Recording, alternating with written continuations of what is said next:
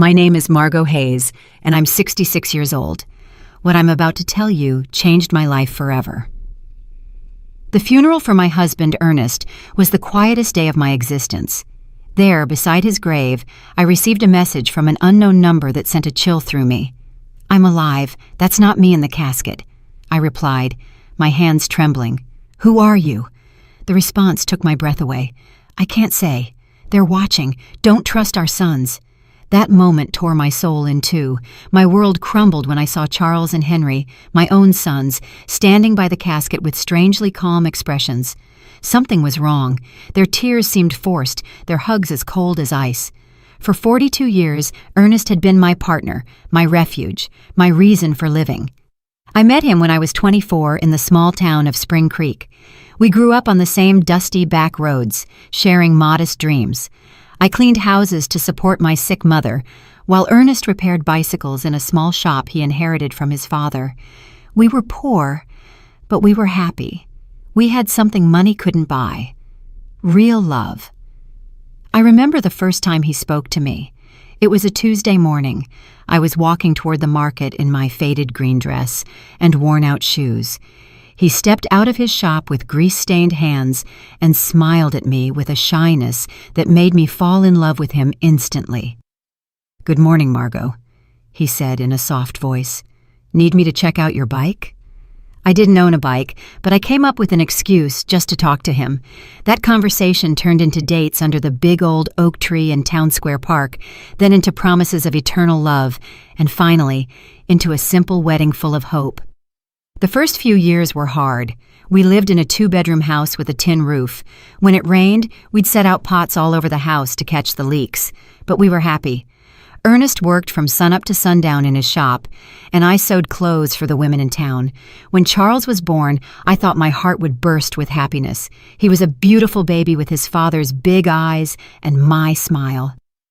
2 years later, Henry arrived, just as perfect.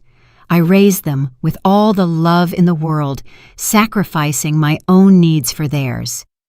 Ernest was a wonderful father. He'd take them fishing in the river on Sundays, teach them to fix things with their hands, and tell them stories before bed. I fed them, dressed them, and comforted them when they cried. We were a close family, or so I believed. As they grew up, things started to change. Charles, the oldest, was always ambitious. From a young age, he'd ask why we lived so modestly, why we didn't have a car like other families.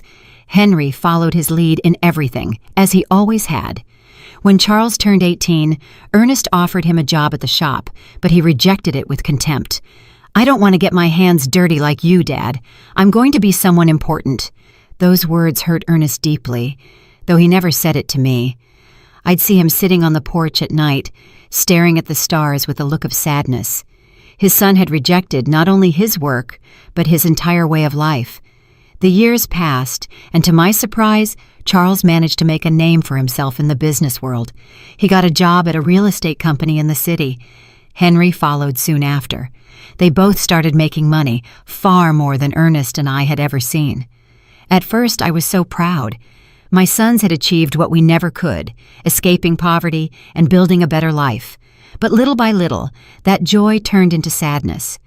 Visits became less frequent, and phone calls grew shorter. When they did come, they arrived in expensive cars, dressed in fancy suits, talking about investments and properties.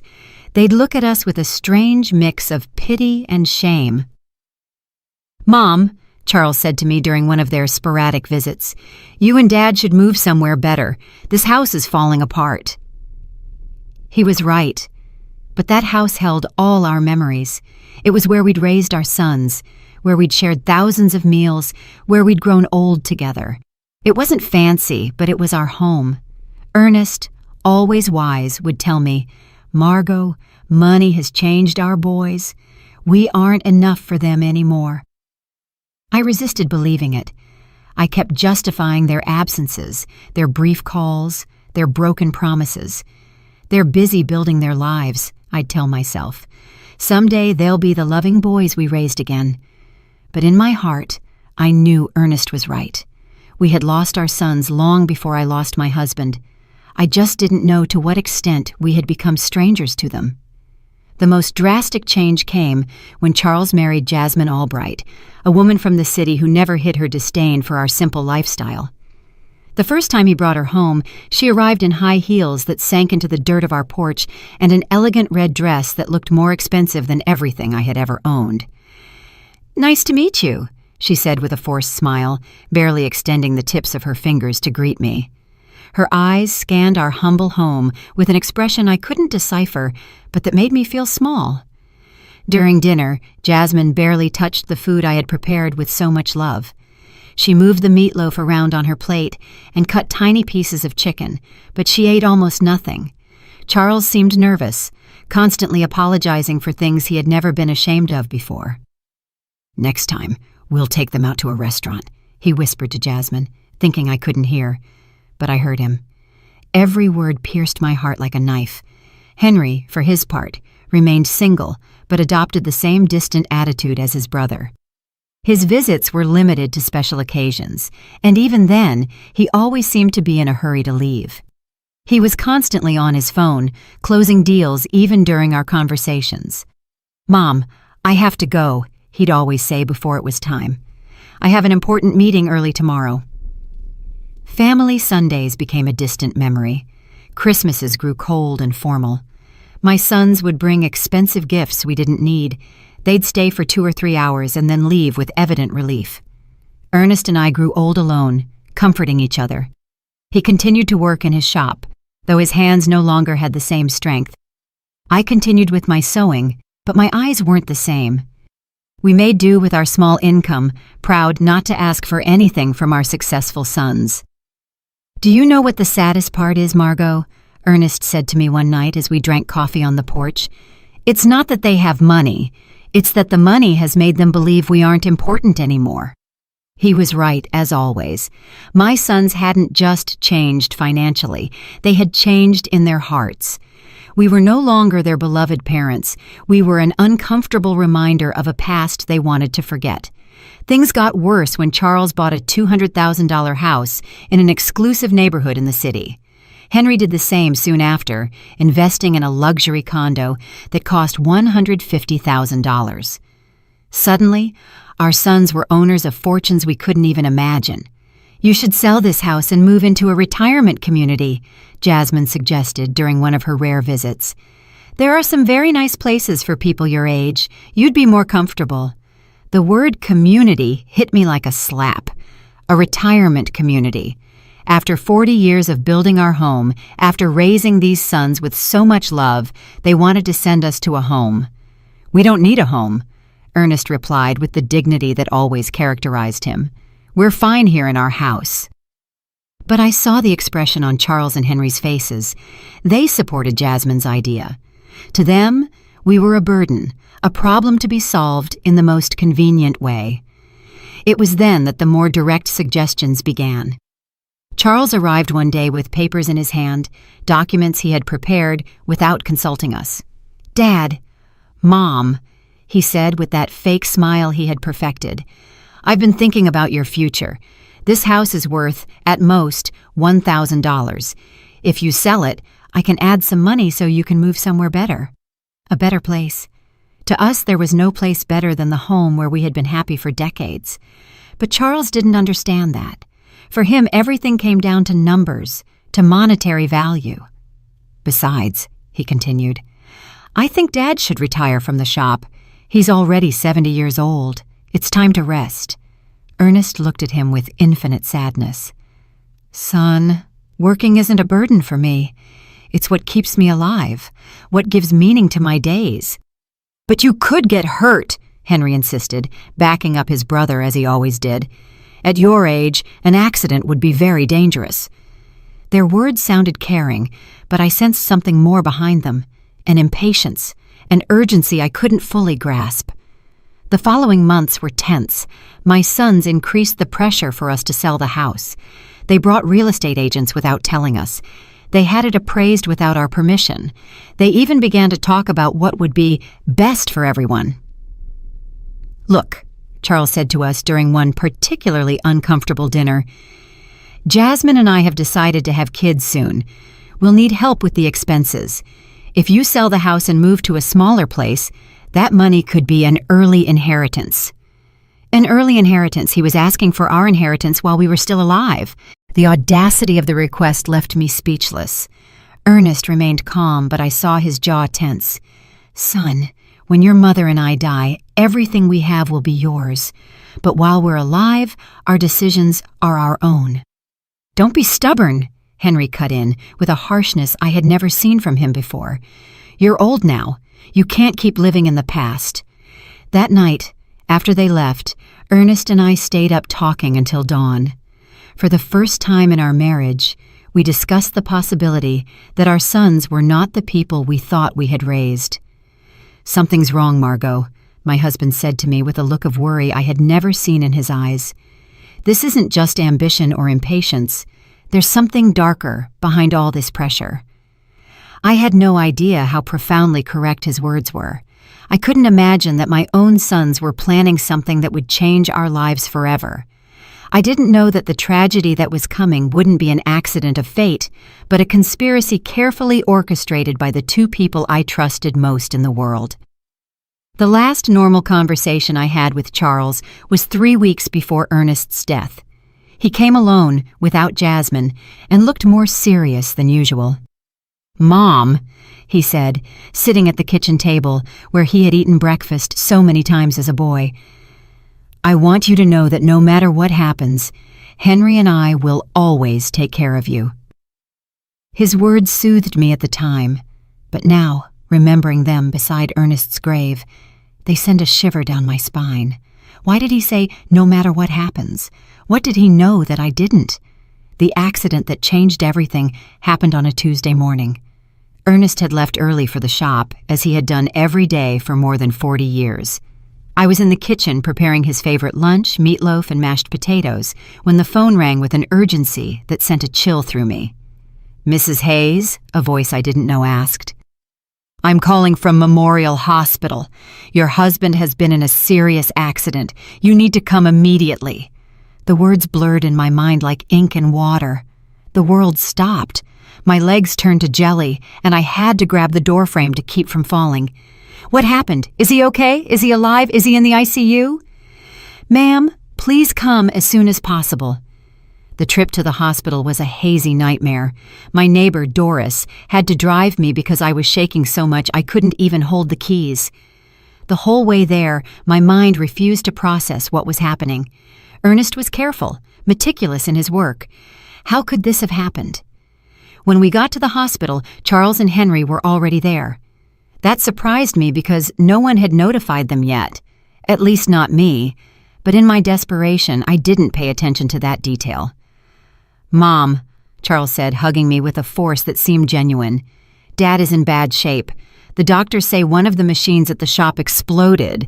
He has severe burns and a traumatic brain injury." Henry's eyes were red, but something in his expression felt off. He seemed more nervous than sad, like someone waiting for important news rather than someone suffering for his father. "Can we see him?" I asked, desperate. "Only immediate family, one at a time, and for 5 minutes max," the nurse explained. When I entered that ICU room, my heart sank. Ernest was hooked up to a dozen machines with bandages covering most of his face and arms. I barely recognized him. His breathing was labored, artificial, kept going by machines that beeped constantly. I walked up to his bed and took his hand, the only part of his body that seemed intact. "Ernest, my love, I'm here. Everything is going to be all right. You're going to recover, just like you always do." For a moment, I felt a slight squeeze in my hand. His eyes moved behind his closed lids. He was fighting. My warrior was fighting to get back to me. The next 3 days were the longest of my life. I practically lived at the hospital, sleeping in the uncomfortable chairs in the waiting room. Charles and Henry took turns accompanying me, but they always seemed more interested in talking to the doctors than in comforting their father. I overheard fragmented conversations that I couldn't fully understand at the time. Henry asked about medical insurance, about the cost of treatment. Charles was on the phone talking about life insurance policies and beneficiaries. "Mom," Charles said to me on the second day, "we reviewed Dad's insurance. He has a life insurance policy for $50,000. There's also a workers' comp policy that could cover up to $75,000 more. Why was he talking to me about money when Ernest was still fighting for his life? Why was he worried about insurance instead of his father's recovery? I don't care about the money, I responded harshly. I just want your dad to get better. Of course, Mom, he said, but I saw something in his eyes that I didn't like. A coldness, a calculator working while his father lay dying. On the third day, the doctors gave us the most devastating news of my life. Dr. Patterson, an older man with a compassionate expression, gathered us in a small office. Mrs. Hayes, he began softly, your husband's condition is critical. The burns have become infected, and the head trauma is more severe than we initially thought. We have to be realistic about his chances. What does that mean? I asked, though my heart already knew the answer. It means we need to prepare for the worst. Your husband is in an induced coma.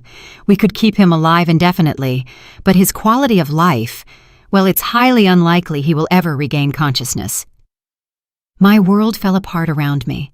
42 years of marriage, an entire life built together, and now they were telling me it was all fading away like smoke.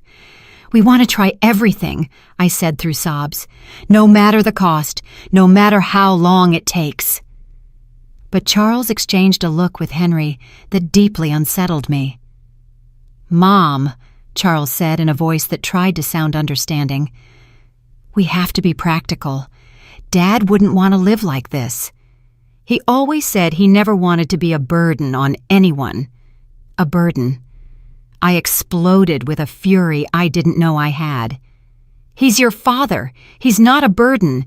He's the man who raised you, who worked his whole life to give you the best he could. We know, Mom, Henry chimed in. But we also have to think about you. The medical bills are going to be enormous. They could wipe out all your savings. Again, money. Always money. My husband was dying, and they were calculating costs. That night, alone in the hospital room, I took Ernest's hand and spoke to him as if he could hear me. My love, I don't know what to do. The doctors say there's no hope, but I can't let you go. I can't imagine my life without you. It was then that something happened that still gives me goosebumps. His fingers moved slightly, squeezing mine with a force that was almost imperceptible. His lips moved as if he were trying to say something, but no sound came out. I called for the nurses, desperate. He's reacting! He's trying to talk! But by the time they arrived, Ernest had returned to his previous state. The nurse checked the monitors and shook her head. Sometimes there are involuntary muscle spasms, ma'am. It doesn't mean he's conscious. But I knew what I had felt. Ernest had tried to communicate with me. He had fought to tell me something important. 2 days later, in the early hours of Friday morning, the machine alarms went off. Lights flashed.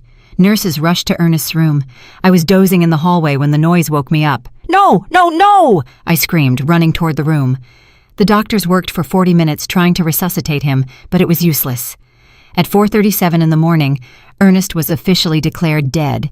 The pain I felt in that moment was physical, as if my heart had been ripped from my chest. I collapsed by his bed, hugging his still warm body, refusing to accept that he was gone forever. Charles and Henry arrived at the hospital an hour after their father's death. They seemed prepared, as if they had been expecting the call. They brought papers, documents, and phone numbers for funeral homes. We already talked to the Spring Creek Funeral Home, Charles said to me while I was still crying inconsolably. They can pick up the body this morning. We also contacted the insurance, Henry added.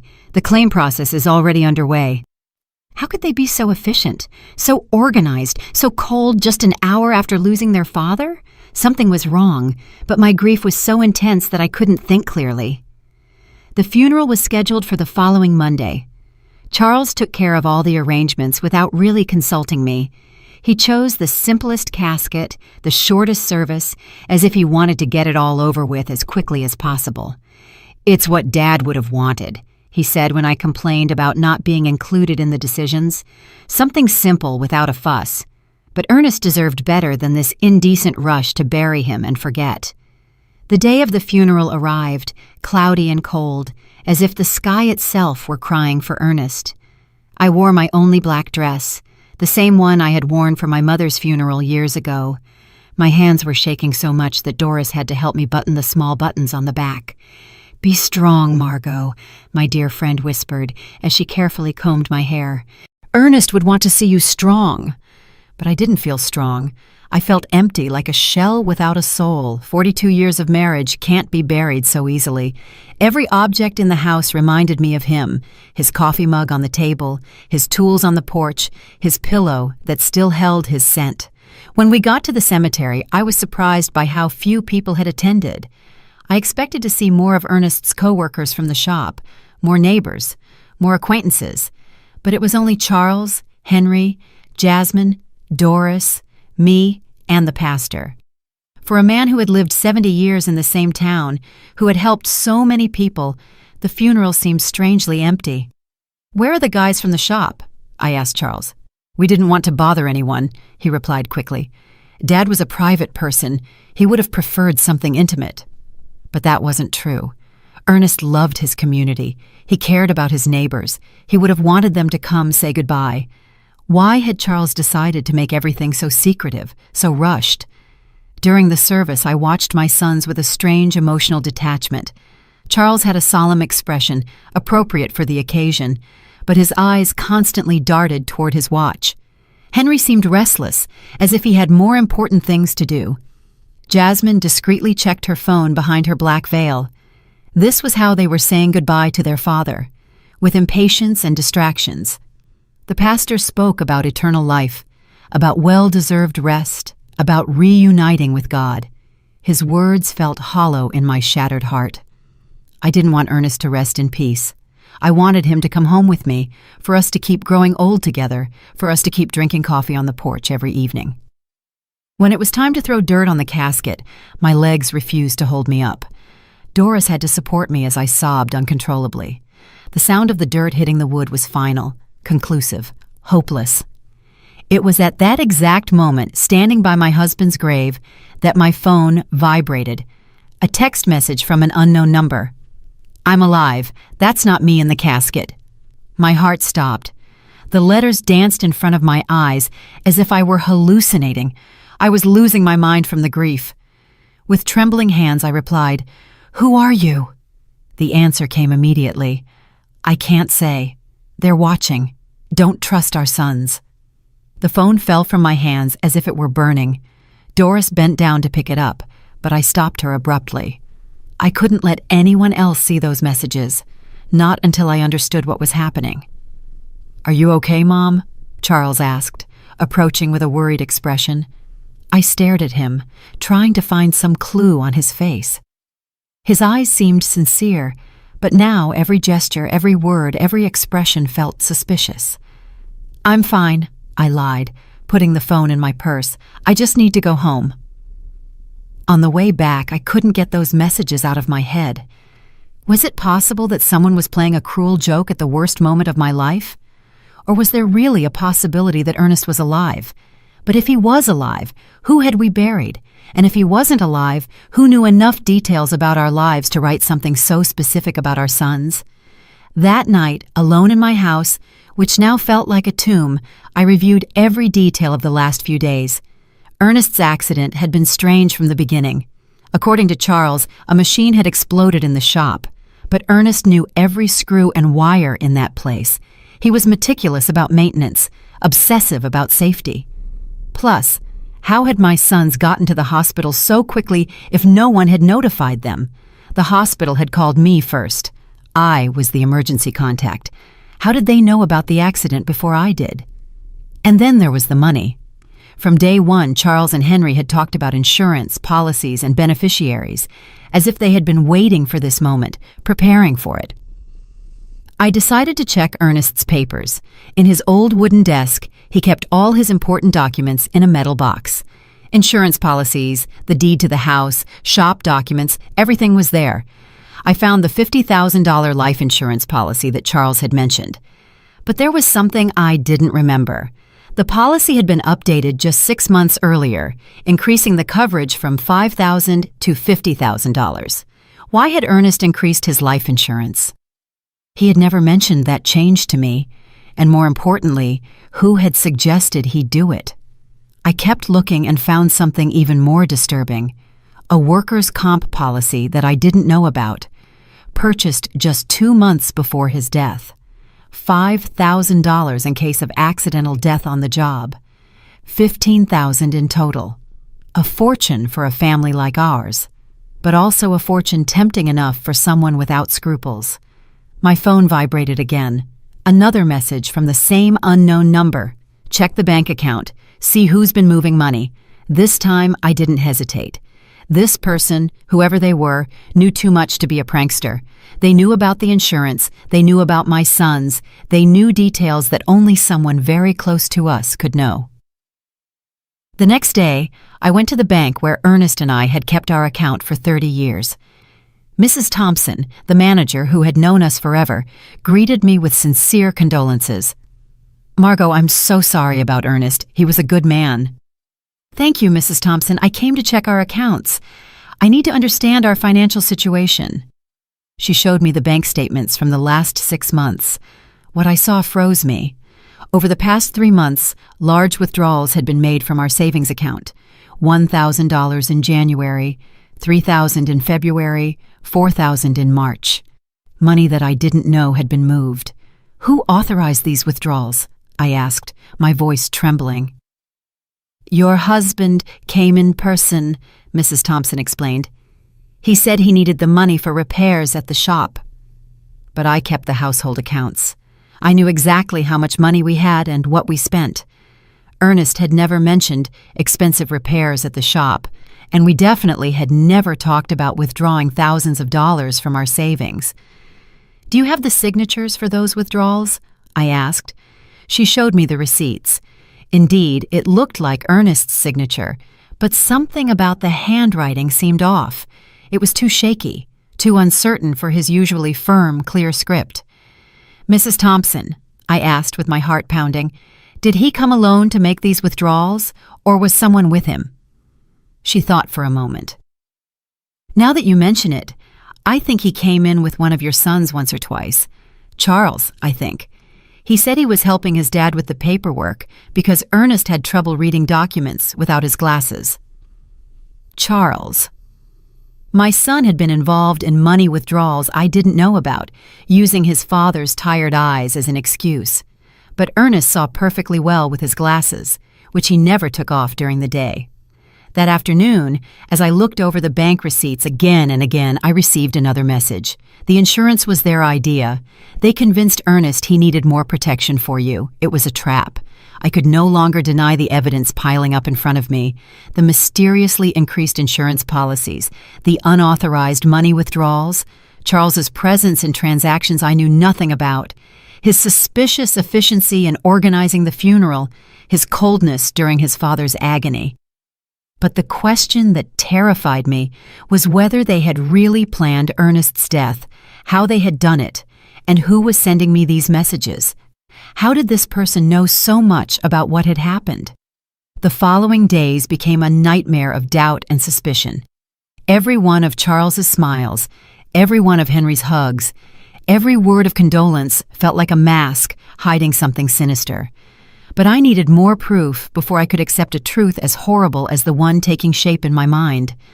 My phone kept receiving messages from the mysterious number. "Go to Ernest's shop. Look in his desk. There are things you didn't see." I decided to go to the shop for the first time since the accident. Charles had said a machine had exploded, but when I got there, I found something completely different from what I expected. The shop was strangely clean, too clean to have been the scene of an explosion. There were no burn marks on the walls, no debris, no signs of the destruction that such a serious accident should have caused. "Where is the machine that exploded?" I asked out loud. I looked all over the shop and found every machine in its place, working perfectly. The welder, the compressor, the electric saw, all were intact. What then had been the cause of the accident? In Ernest's desk, I found something that sent a chill through me. A note written in his handwriting, dated 3 days before his death. Charles insists I need more insurance. He says it's for Margot, but something doesn't feel right. I don't trust his intentions. Below that note was another. Henry brought me some papers to sign. He says they're to modernize the shop, but I don't understand what it's about. Why all the hurry? My husband had had suspicions.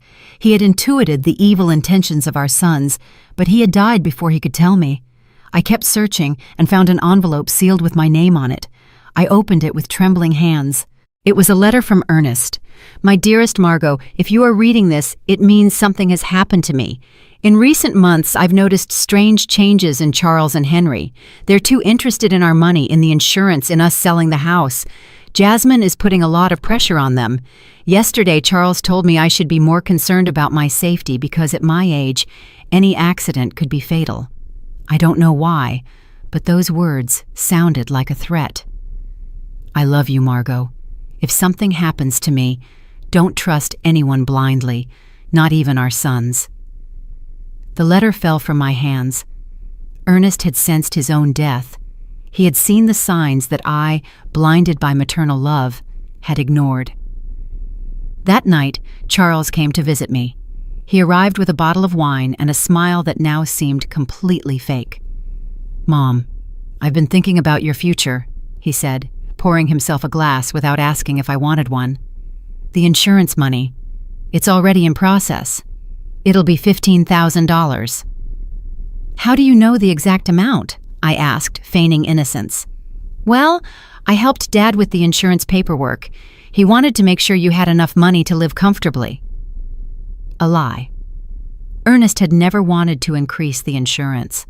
According to his own note, he had been pressured by Charles. "And what do you think I should do with that money?" I asked, carefully watching his reaction. His eyes lit up with a glint that gave me a chill. "You could buy a smaller, cozier house, or even better, move into a nice retirement community where you'd have company and medical care. Henry and I could manage your money to make it go further." "Manage my money. We just want to take care of you, Mom. At your age, it's easy to get scammed or make bad financial decisions. We know about investments, about business. We could triple that amount in a few years. Triple my money or make it disappear into their own pockets." "Let me think about it," I said, trying to buy time. "Of course," Jasmine said with her fake sweetness. "But not too long, for your own good."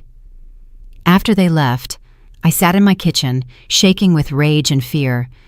My own sons, my flesh and blood, had not only murdered their father, but now they were planning to steal everything I had left. That night, my phone vibrated with a longer message than the others. "Tomorrow, go to the police station.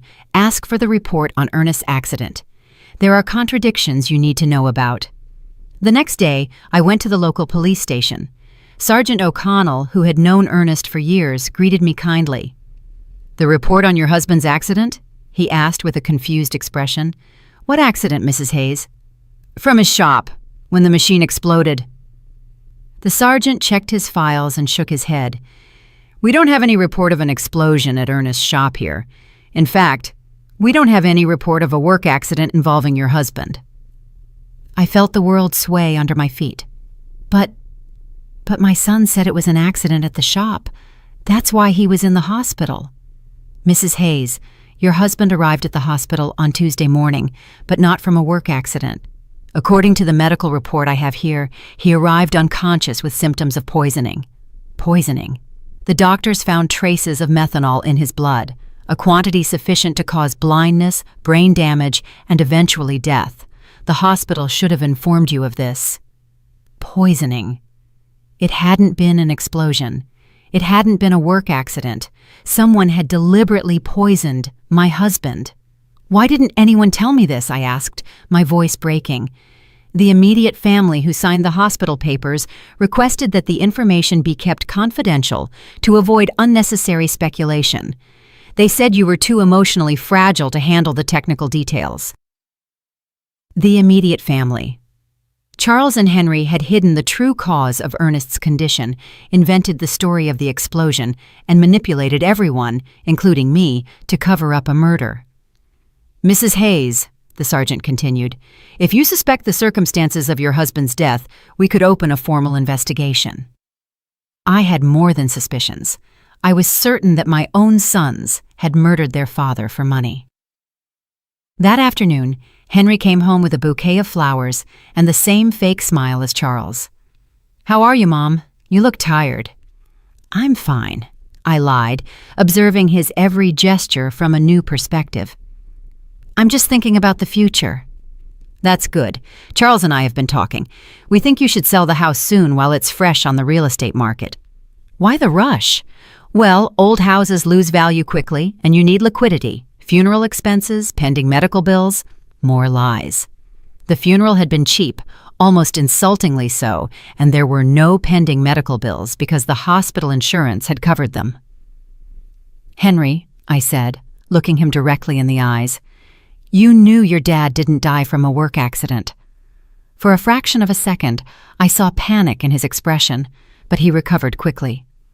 "What are you talking about, Mom?" "I went to the police station. There's no report of an explosion at your dad's shop." This time the panic was more evident. "Mom, you shouldn't be doing things like that. They'll confuse you. The grief is getting to you." "The grief is getting to me, or you've been lying to me." He got up abruptly, spilling the coffee I had poured for him. "I think you need to rest. We'll talk when you're calmer." He left quickly, but not before making a phone call from the porch. Although I couldn't hear the words, the tone was urgent, worried. That night, I received the most revealing message yet. "They're coming together tomorrow. They're going to try to convince you that you're crazy, that grief is making you imagine things. Don't believe them, and don't take anything they offer you to eat or drink." The mysterious message's prediction came true exactly as it had warned. The next day, Charles and Henry arrived together at my house, accompanied by Jasmine. They had expressions of exaggerated concern and a bag of pastries from the downtown bakery. "Mom, we're so worried about you," Charles began in a sugary voice. "The neighbors have told us you've been acting strange. Doris says you've been talking to yourself, that you aren't eating well." Doris had never said that. It was just another lie in their growing collection. "Jasmine brought your favorite pastries," Henry added, pointing to the bag. "And we made special coffee from that brand you like so much." I remembered the message's words. Don't take anything they offer you to eat or drink. It was possible that they were planning to poison me, too, just as they had Ernest. "Thank you, but I already had breakfast," I said, keeping my distance. "But Mom," Jasmine insisted with a smile that didn't reach her eyes, "you need to eat properly. You've lost a lot of weight since Dad Ernest died." "I'm fine," I repeated firmly. Charles exchanged a significant look with Henry. It was the same look they had shared at the hospital when the doctor gave us Ernest's prognosis. "Mom," Charles said, sitting closer to me, "we want to talk to you about something important. Henry and I have been consulting with some doctors about your recent behavior." "My behavior?" "Yes. The strange questions you've been asking, the visits to the police station, that obsession with irrelevant details about Dad. It's normal after such a great loss, but it can be dangerous if it's not treated." Henry nodded gravely. "We spoke to Dr. Albright. He says it's common for older people to develop paranoia after losing a partner, especially women your age." Paranoia. They were accusing me of being crazy for uncovering their lies. "I am not paranoid," I said with all the firmness I could muster. "I'm just asking questions I should have asked from the beginning." "What questions?" Charles challenged me. "Like why there's no police report for your father's supposed accident. Like why the shop is perfectly clean if there was an explosion. Like why you withdrew $5,000 from our account without telling me anything." The silence that followed was deafening. The three of them exchanged looks of thinly disguised panic. "Mom," Henry finally said, "those things have simple explanations. Dad withdrew that money for repairs he wanted to do in secret as a surprise for you." "What surprise?" "He wanted to remodel the house," Charles lied. "He had hired some workers to fix the roof and paint the walls. He wanted it to be a surprise for your birthday." If that were true, Where were the workers? Where were the materials? Why did no one in town know about this supposed remodeling? And about the police report, Charles continued, not all work accidents require a report, especially when they happen on private property. More lies. Sergeant O'Connell had been very clear. Any work accident with serious injuries requires an official report. Mom, Jasmine intervened with a sweet but condescending voice, we just want to take care of you. That's why we thought it would be best if you moved to a place with specialized medical attention. A home. A specialized care home, Charles corrected, for people who are going through complicated grief. They have psychologists, nurses, activities to keep you busy. And in the meantime, Henry added, we can take care of selling the house, managing the insurance money, all those complicated things you shouldn't have to handle in your current state. There it was, the complete plan. Declare me mentally incompetent, put me in a home, and take control of all my money.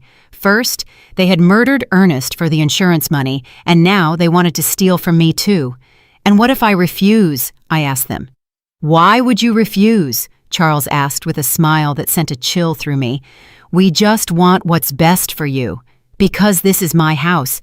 This is where I built my life with Ernest. This is where I raised you. Mom, Henry said with an exaggerated sigh, you can't live in the past forever. Dad is gone. You have to accept it and move on. I have accepted it, but that doesn't mean I'm going to give away my life and my money. The mask of concern began to crack on my sons' faces. Charles got up abruptly. All right. If you won't listen to reason, we'll have to take more drastic measures. What does that mean? It means we can start a legal process to have you declared mentally incompetent. We have witnesses to your erratic behavior. We have testimony from doctors who confirm you're suffering from senile paranoia. Doctors? What doctors? I hadn't spoken to any doctors about my mental state. Dr. Albright already signed a preliminary report, Henry added. He says that based on our descriptions of your behavior, it's likely you need specialized care. A doctor who had never examined me had signed a report about my mental state based only on what my sons had told him. How much had it cost them to buy that false evaluation? So you can cooperate voluntarily, Charles continued, or we can do it legally, but either way, you're going to get the help you need. It was a direct threat. If I didn't hand over my money voluntarily, they would use the legal system to steal it from me. I need time to think about it, I told them, trying to buy time. Of course, Jasmine said with her false sweetness, but not too much time, for your own good. After they left, I sat in my kitchen, trembling with rage and fear. My own sons, the blood of my blood, had not only murdered their father, but now they were planning to steal everything I had left. That night my phone vibrated with a message longer than the others. Margot, this is Stephen Callahan, a private investigator. Ernest hired me 3 weeks before he died because he was suspicious of Charles and Henry. They poisoned him with methanol mixed in his breakfast coffee. I have audio evidence of their conversations planning everything. Tomorrow at 3 p.m, go to the corner cafe. Sit at the back table. I'll be there. At last, I would know who had been sending me those messages, and more importantly, I would have the proof I needed to get justice for my husband's death. But I also knew I didn't have much time. Charles and Henry had shown their hand. If I didn't act fast, I'd end up locked in a home while they spent the money that had cost Ernest his life. The war had begun, and even if I was a 66-year-old woman against 2 ruthless men, I had something they didn't: the truth. And the truth, sooner or later, always finds a way to come out. That night, for the first time since Ernest's death, I smiled, because I knew my husband had not died in vain. His caution, his instinct, his decision to hire a private investigator was going to allow me to get justice. Charles and Henry had seriously underestimated their mother. They were about to discover that a woman fighting for the memory of her murdered husband is a force more powerful than all their greed combined. The next day arrived, filled with nervousness and anticipation. I dressed carefully, choosing my most serious purple dress, the one I wore for important occasions. If I was going to meet the man who could give me the answers I needed, I wanted to be prepared for any revelation. At 2:30 in the afternoon, I walked toward the corner cafe with determined but cautious steps. Every shadow looked suspicious. Every person on the street could be a spy sent by my sons. The paranoia they had accused me of having was starting to feel justified. The cafe was moderately full. I went straight to the back table as I had been instructed. I ordered a chamomile tea and waited, my hands trembling slightly on the worn wooden table. Exactly at 3 on the dot, a man in his 50s approached my table. He was tall and gray-haired, with intelligent eyes and a serious but kind expression. He was carrying a brown folder under his arm. "Mrs. Hayes?" he asked in a low voice. I nodded, not yet trusting my voice. "I'm Stephen Callahan. I'm so sorry for your loss." Ernest was a good man. He sat down across from me and placed the folder on the table. "Before I show you what I have, I need you to know that what you're about to hear and see is going to be very painful. Are you ready?" "I've been getting ready since I received your first message," I replied, with a firmness I didn't know I had. Stephen opened the folder and took out a small voice recorder. "Ernest came to see me a month ago. He was worried about his son's behavior. He hired me to investigate them discreetly." He pressed the play button. Ernest's voice, so familiar and dear, filled the small space between us. "Stephen, I need you to know that if something happens to me, it won't be an accident. Charles and Henry have been pressuring me to increase my life insurance. Yesterday, Charles brought me papers he said were to better protect Margot. But when I read them, I realized there were also clauses that directly benefited them. My heart sped up. Hearing Ernest's voice was like having him back for a few minutes, but his words confirmed my worst suspicions. The recording continued. "Henry has been asking strange questions about my daily routine, what I eat for breakfast, what time I leave the house, if Margot comes to the shop with me. He says it's out of concern, but something about the way he asks worries me." Stephen paused the recording. "This conversation was 3 weeks before his death, but I have something more recent." He played another recording, this time with Charles's voice in the background talking on the phone. "No, we can't wait any longer. The old man is starting to get suspicious. Yesterday he asked me why I was so interested in his insurance. Yes, I already have the methanol. It works perfectly because the symptoms look like a heart attack or a stroke. No, Mom won't be a problem. After Dad dies, she'll be so devastated that we can do whatever we want with her." Tears began to roll down my cheeks. It was the voice of my son, my own son, coldly planning his father's murder. "There's more," Stephen said softly. "This recording is from the day before Ernest's death." A new recording began. This time, it was Henry talking to someone. "Everything's ready. Tomorrow Charles is going to put the methanol in Dad's coffee. We told him it was a special vitamin supplement a doctor recommended. The idiot is going to drink it without suspecting a thing. The symptoms? It'll start with dizziness and confusion, then loss of sight, convulsions, coma. The doctors will think it's a stroke or a heart attack. By the time they realize it's poisoning, it'll be too late." My world completely collapsed. Not only had they planned Ernest's murder, but they had executed it with a coldness that terrified me. How was it possible that my sons, the babies I had nursed, the boys I had comforted through their nightmares, were capable of something so monstrous? "How did you get these recordings?" I asked through my sobs. "Ernest had asked me to put listening devices in your house," Stephen explained. He was afraid, but he didn't know exactly what of. "We placed them on the home phone and in some other strategic spots." He took out a series of photographs from the folder. "I also have this. Charles buying methanol at a hardware store 30 miles from town. He paid with cash and used a fake name, but I have it on video." The photographs clearly showed Charles leaving a hardware store with a small bottle in his hands. The date on the photos was 5 days before Ernest's death. "And this," Stephen continued, showing me more documents. "These are Charles and Henry's financial records from the last 6 months. They've been spending a lot more money than their incomes justify. Charles owes $70,000 to a lender in the city. Henry has gambling debts for $40,000. They were desperate." It all started to make sense. It wasn't just greed that had motivated Ernest's murder. It was financial desperation. My sons were ruined and saw their father as a source of easy, fast money. "Why didn't you go to the police immediately after Ernest's death?" I asked him. "Because Charles and Henry are very smart. They bribed the doctor who attended to Ernest at the hospital to change the official diagnosis. Instead of poisoning, the death certificate says heart failure due to complications from a work accident. Without that medical evidence, my recordings might not have been enough for a conviction.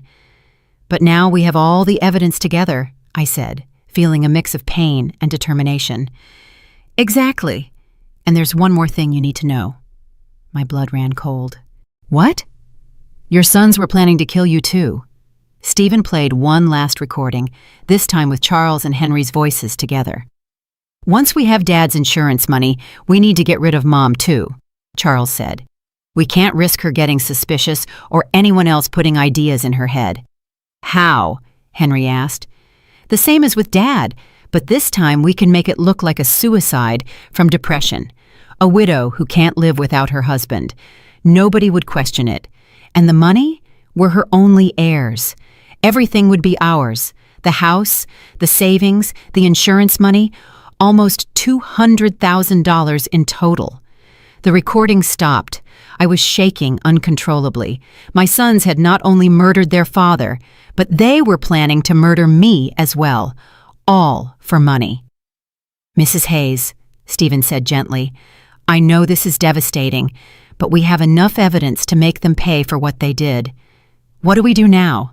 I asked, wiping my tears. "First, we need to go to the police with all this evidence. Sergeant O'Connell is an honest man. He's not involved in the corruption. Second, we need to act fast. Your sons are planning to have you declared mentally incompetent tomorrow. If they succeed, it will be much harder to proceed legally." "Tomorrow?" "Yes, I intercepted a phone conversation this morning. They're meeting with Judge Miller at 10 in the morning to start the mental incapacitation process." I got up from the table with a determination I hadn't felt in weeks. "Then we have to act tonight." "Exactly," Stephen confirmed. "But first, there's one more thing I want to show you."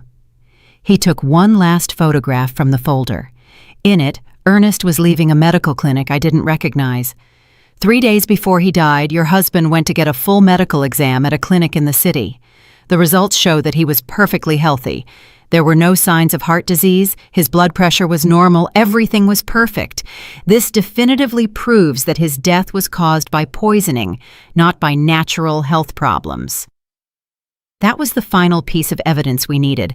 Ernest had been a healthy man, murdered by his own sons. "Stephen," I said, taking his hand, "thank you for keeping your promise to my husband. Now, let's get justice." That same night, Stephen and I went directly to the police station. Sergeant O'Connell was working the night shift that week, which was perfect for our purposes. When we arrived, it was 8 in the evening, and the station was relatively quiet. "Sergeant O'Connell," I said in a firm voice, "I need to file a formal complaint for the murder of my husband, Ernest." The sergeant looked at me with surprise. "Murder? Mrs. Hayes, the death certificate says he died from heart complications after a work accident." "The death certificate is false," I replied, placing Stephen's folder on his desk. "My husband was deliberately poisoned with methanol by our own sons." For the next 2 hours, Stephen and I presented all the evidence. The audio recordings, the photographs of Charles buying methanol, the bank documents showing the unauthorized withdrawals, Ernest's medical results proving his perfect health, and finally, the recorded conversations where my sons confessed to both their father's murder and their plans to kill me. Sergeant O'Connell listened to each recording with an increasingly serious expression. When we finished, he leaned back in his chair and shook his head in disbelief. This is monstrous," he murmured. "Are you sure you want to go through with this, Mrs. Hayes? Once we arrest your sons, there's no turning back." "Sergeant," I replied, with all the dignity I could muster, "those men murdered my husband in cold blood for money. They were planning to murder me too. They are no longer my sons. They are criminals who must pay for their crimes. We'll need the medical examiner to exhume Ernest's body to confirm the presence of methanol," the sergeant explained. "Are you prepared for that?" "Do whatever is necessary," I replied without hesitation. Sergeant O'Connell immediately called the district attorney. Despite the late hour, the seriousness of the case led the DA to come to the station personally. After reviewing all the evidence, he immediately authorized arrest warrants for Charles and Henry. "We'll proceed at dawn," the DA explained to us. "We need to make sure we have all the evidence before they can destroy any additional proof." Stephen walked me home that night. "Are you sure you'll be okay alone?" he asked with concern. "I'll be fine," I replied. "After everything I've discovered, I'm no longer afraid. I have justice on my side." I couldn't sleep that night. I stayed up sitting in the kitchen, looking at the photographs of Ernest we had on the walls. For the first time since his death, I didn't feel only pain. I felt a strange mix of sadness and satisfaction, knowing that justice for his murder was coming soon. At 6 a.m, my phone rang. It was Charles. "Mom, you need to come to Henry's house right away. Something terrible has happened." "What happened?" I asked, feigning concern. "It's better if I explain it in person. Please, come quickly." I knew it was a trap. After hearing the recordings the night before, I knew they were planning to move up their plans to get rid of me, but I also knew the police were already on their way to arrest them. "I'm on my way," I lied. Instead of going to Henry's house, I stayed in my kitchen, waiting. At 7:30 in the morning, I saw from my window as several police cars headed toward my son's houses in different directions. My phone rang repeatedly for the next hour. First Charles, then Henry, both with increasingly desperate voices asking where I was, but I didn't answer any calls. At 9 a.m, Sergeant O'Connell knocked on my door. "Mrs. Hayes, we've arrested Charles and Henry. They are in police custody, charged with first-degree murder and conspiracy to commit murder." I felt my legs tremble, but this time it wasn't from fear, it was from relief. "How did they react?" I asked. "Charles denied everything at first, but when we played the recordings for him, he collapsed. Henry tried to escape through the back window of his house. We had to chase him for 6 blocks. That afternoon, Jasmine came to see me. She arrived sobbing, pleading, completely different from the cold, calculating woman I had known. "Mrs. Hayes, please, you have to drop the charges against Charles. He's not bad. He was just desperate because of his debts. This is my fault too. I pressured him a lot to find money." I looked at her without a trace of compassion. "Jasmine, your husband poisoned my husband. He was planning to murder me too. There is no explanation or justification for that." "But we're family," she screamed in desperation. "Think about what this is going to do to the family." "The family died the day you decided to kill Ernest for money," I replied coldly. "Now please, leave my house." 3 days later, the exhumation of Ernest's body was carried out. The lab results confirmed exactly what Stephen had discovered: lethal levels of methanol in his system, enough to cause all the symptoms he had experienced before his death. The case became a sensation throughout the town. No one could believe that 2 sons had murdered their own father for money. The local newspapers called it the cruelest crime of the decade. Over the following weeks, more details came to light during the investigation. Charles really owed $7,000 to illegal lenders who had started threatening him with violence. Henry had lost $5,000 in underground gambling dens and was also facing threats. They had seen Ernest's life insurance money as their only salvation, but their greed had led them to increase the policies so dramatically that it had aroused their own father's suspicion. We also discovered that the doctor who had falsified the death certificate had received $5,000 in cash from Charles. He was also arrested for obstructing justice and falsifying official documents. Stephen explained all the details of the plan Ernest had made with him.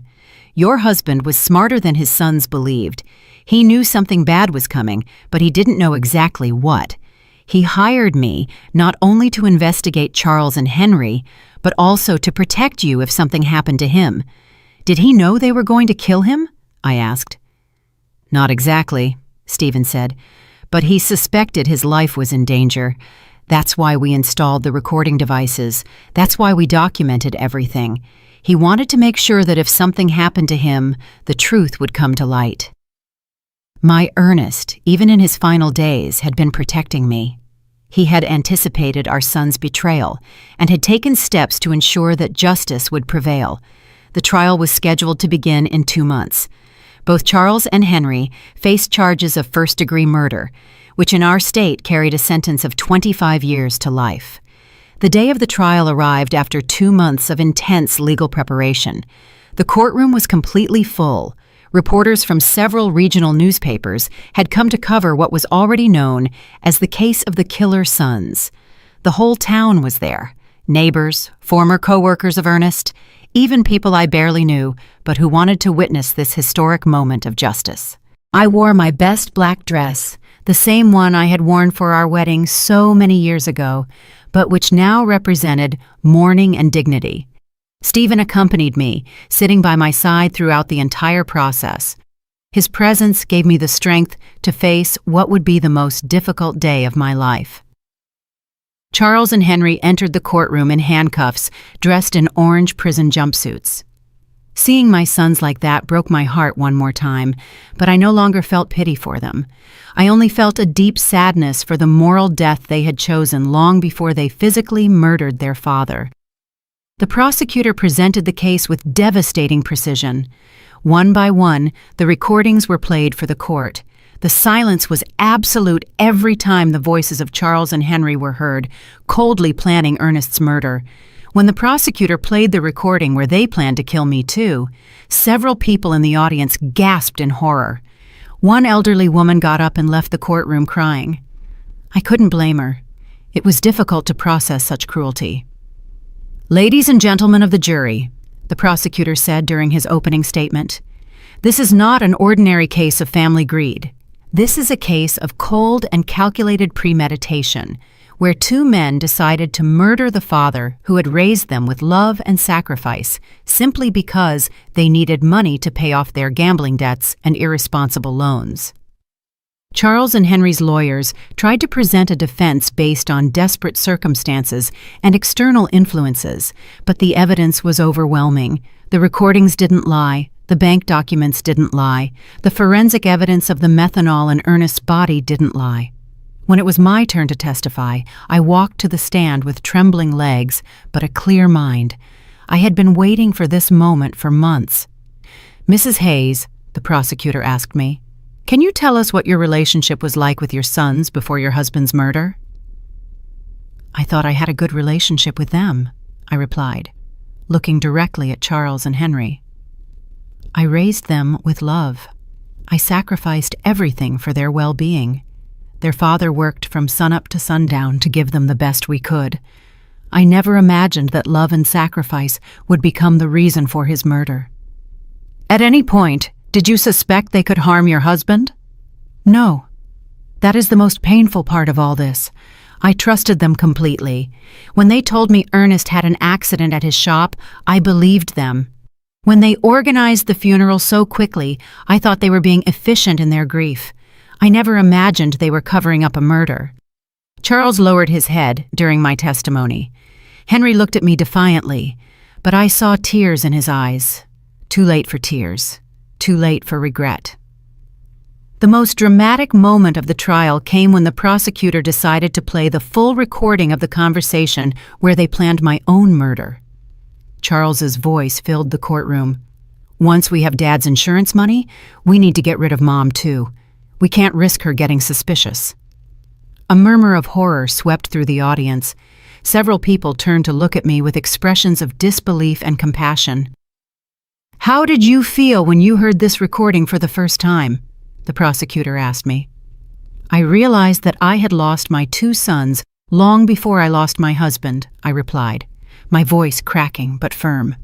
"The babies I nursed, the children I comforted in their nightmares, had died and been replaced by 2 strangers capable of any cruelty for money."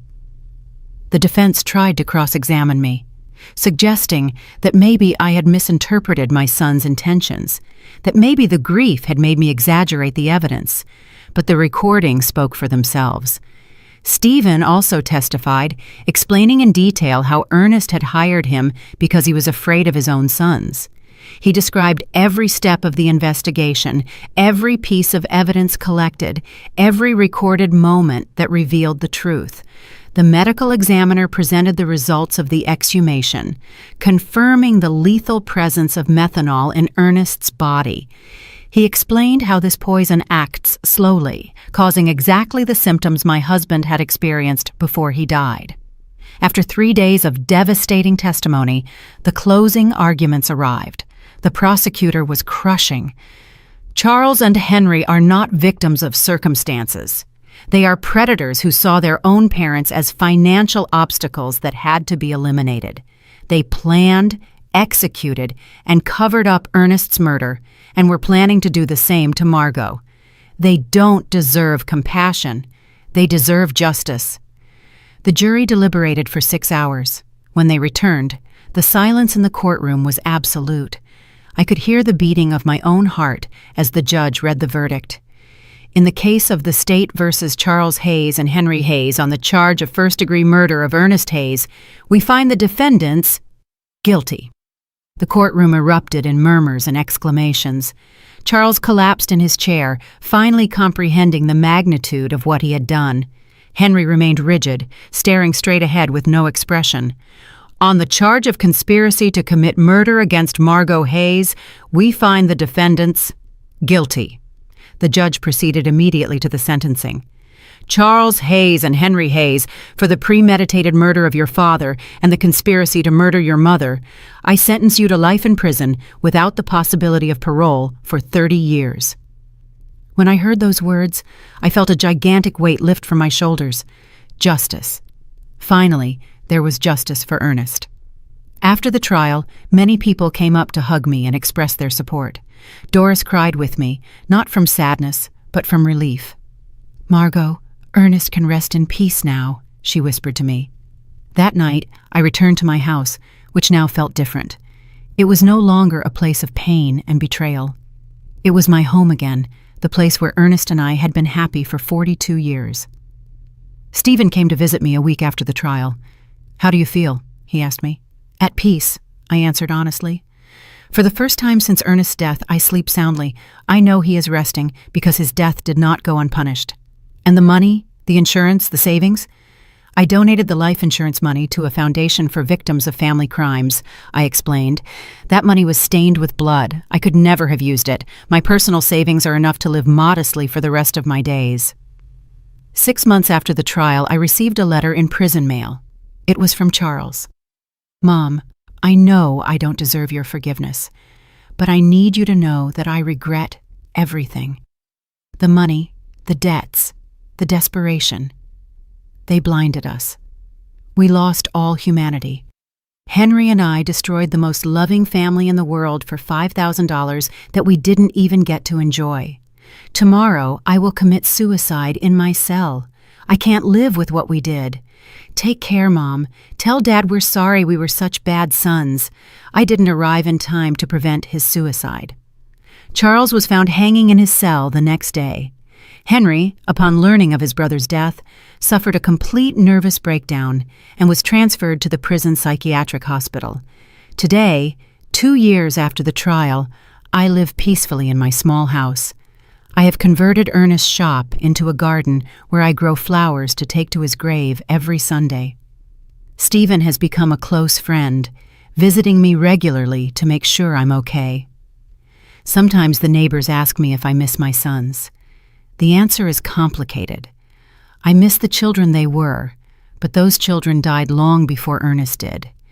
The men they became were not my sons. They were strangers who shared my blood, but not my heart. I have learned that true family is not defined by blood, but by love, loyalty, and mutual respect. Ernest was my true family for 42 years.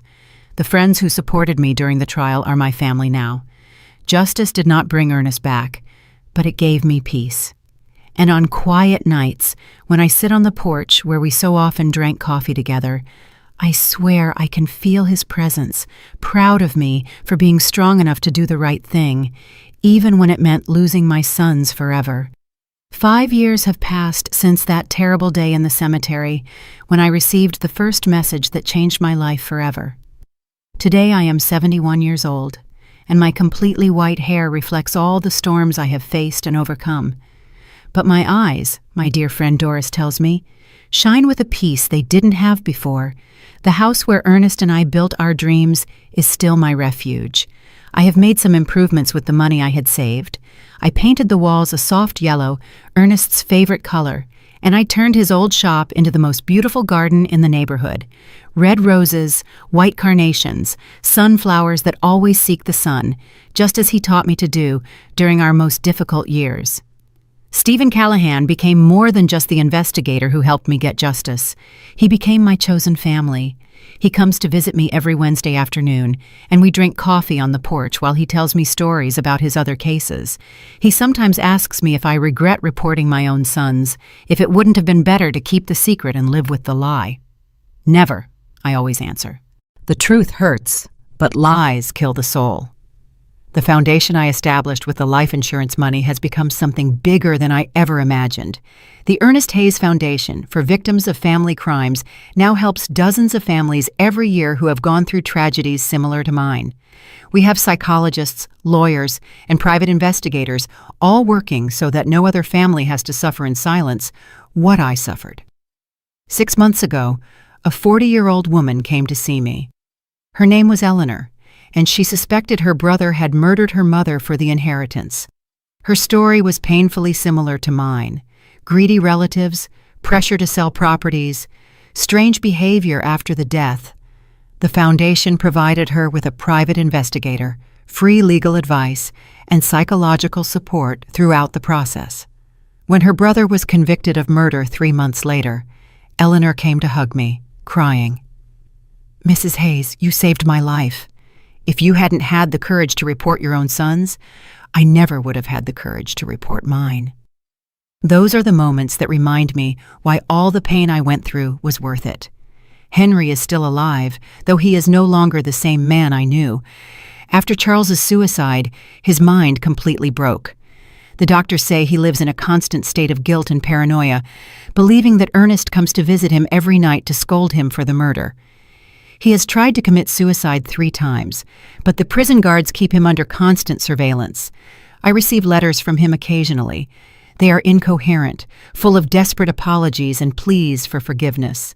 At first I read them, looking for some trace of the son I raised with so much love. But then I realized that reading those letters only reopened wounds that had already healed. Now I keep them unopened in a shoebox. Maybe someday I'll read them. Maybe not. I have the right to protect my peace of mind. Jasmine disappeared from town immediately after the trial. Someone told me she moved to the city and changed her name. I don't blame her. Carrying the last name of a murderer must not be easy.